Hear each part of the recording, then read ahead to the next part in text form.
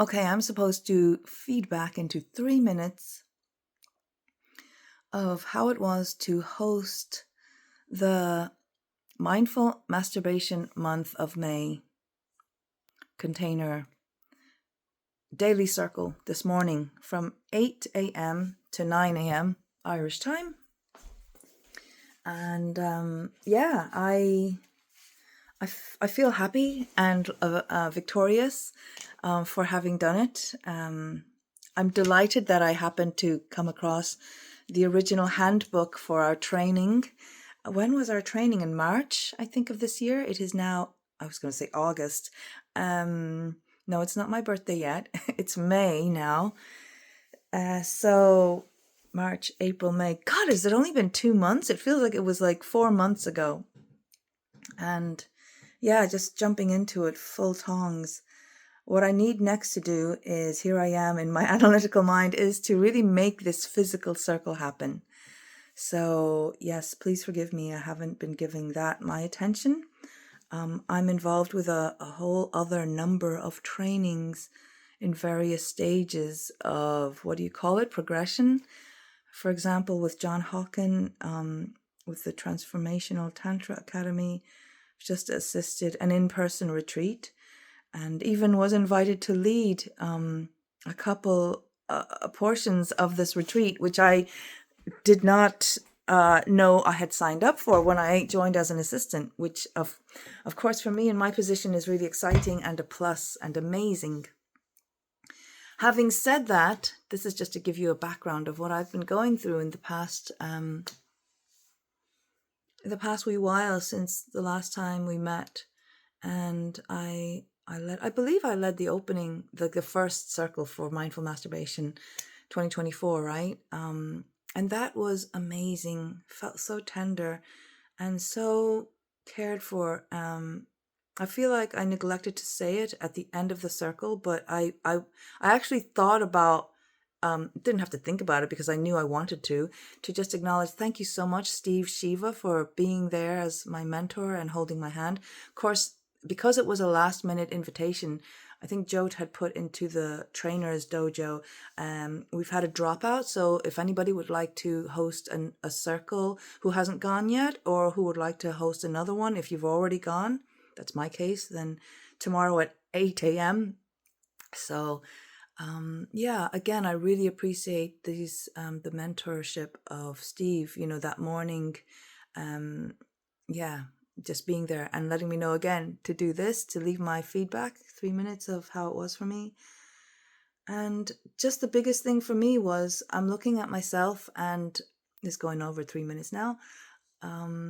My first time and how tender I was and I didn't even know I was opening up the container for the month at that point, after the opening circle, of course, which I missed. This time, I think for those reasons that I felt, I've just come back for a very intensive week, holding the facilitation for the whole group in person is so different. And having led a Cum.What.May circle already, I'm aware that one's ego and pride and vanity can be unkempt hurdles on the way to being and doing as I truly wish. I guess I am kind of generalizing now, so for whomever else it might resonate. I'm just really aware that I don't want to be tripped up by that. It's so crazy, could be feeling so insecure and so whatever the opposite of confident is, and hide it all up by letting the ego step in. Thank you, I'll do that now. And failing, even like, why does one even undertake the exercise, to offer a space of authenticity and vulnerability. I hope that makes sense. So just to say that was, a great thing that it was at 8 a.m. this morning. So I literally, didn't set an alarm by accident and woke up 15 minutes before the hour. So was already so grateful, but probably adrenaline and cortisol was pumping around in my system as well. And then there was some issue with the link because I hadn't, in the original group where we were asked if anybody would like to take over the circle, there was no new link shared in that group. And then participants were coming into the main Mindful Masturbation Month group and asking what's the link for today. So I tried 4 or 5 different links. I just went into the links section, and whichever one looked like a Zoom link from one of the admin organizers, I hit, and they were all like just waiting for the host to start the meeting. And I thought, well, if we're waiting for somebody else to start the meeting, but we got there in the end, then my laptop wouldn't start. So that ended up taking a little more time. But that happened in the background. I was able to join with the mobile phone. So everything streamlined. It was beautiful. It was humble, and it was very powerful. There was 5 or 6 women, and we received this Shiva, really laying, my experience was his heart there at our feet. And it was powerful. It was a powerful gesture of, a very powerful Shiva. So I'm always humbled by these circles. And I know I jumped in at the last minute to host this one, but I do feel, I feel like I can say it even with even more conviction after having led the Dark Eros group in Czech this past week, that the imprint of the original trainers, it really comes through, when there's been that integrity of training, that imprint, the frequency of which the original training body has come from, it really imprints on us, the we trainees, so that we can carry out or continue from that frequency. I mean, obviously it's influenced by where we're at as individuals ourselves.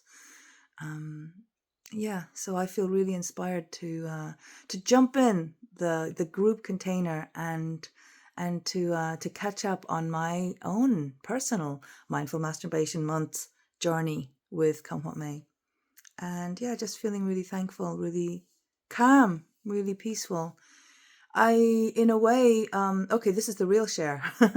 In a way, I don't know what to do with this sort of, I feel like, okay, my work is done today. Got up in time to do that. And apparently, well, so far, touch wood, nobody's traumatized yet. So feels a bit like, oh, well done, And yet I don't really feel like I know what to do with that. I can feel a dissociation in a way.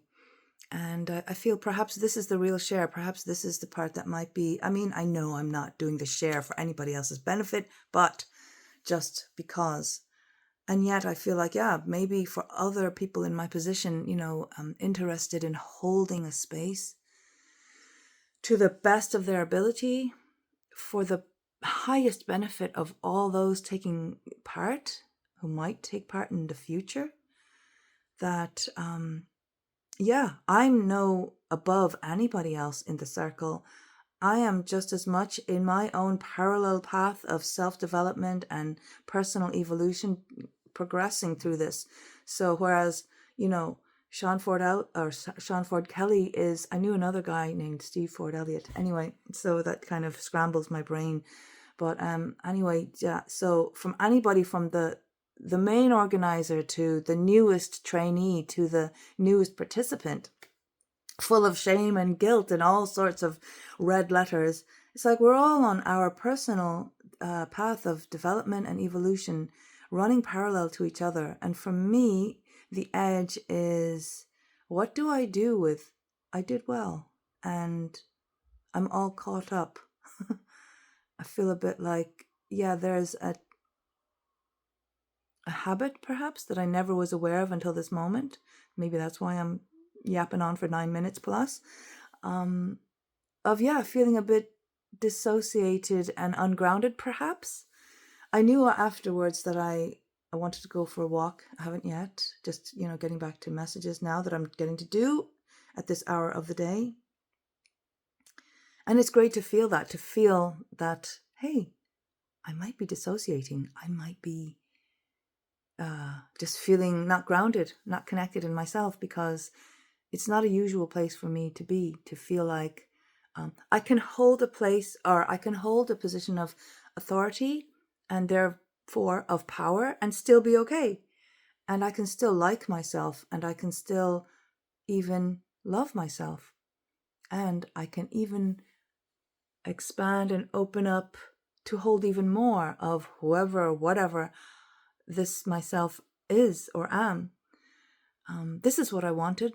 Is this not what we want when we join a training program, right? To then follow through and be that facilitator who inspired me to join the training program, right? If we didn't think Sean and Jyot Prakash and others were cool, and then we wouldn't join the training program. Well, if we were kind of sadistic and trying to be an infiltrator, maybe. But, normally speaking, time is money. Time is precious these days. And where we choose to invest our energy. And I think even so, it's so valuable to have joined something and then find out it's not for me.